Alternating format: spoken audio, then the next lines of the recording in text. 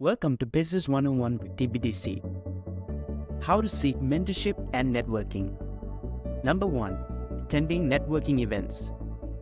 Attending networking events can help you meet other entrepreneurs and professionals in your industry. These events can be a great way to make new connections, get advice, and find potential partners or collaborators. Bookmark our blog, Toronto Startup Events to attend in summer 2023 to ensure you are in the right place at the right time. Number 2. Reach out to your school's entrepreneurship center.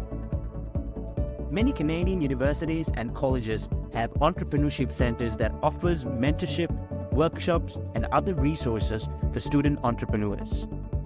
Reach out to them with your business plan and learn more about the programs and services they offer. Number 3.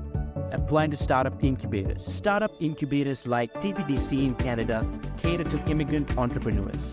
Many of their programs are tailored towards providing foreign entrepreneurs with the resources to start up or expand their businesses in Canada. Startup incubator support can be a bridge between the entrepreneur and the government. Access to world-class mentors, access to investors and funders, a wealth of information on Canadian government grants and programs can be found.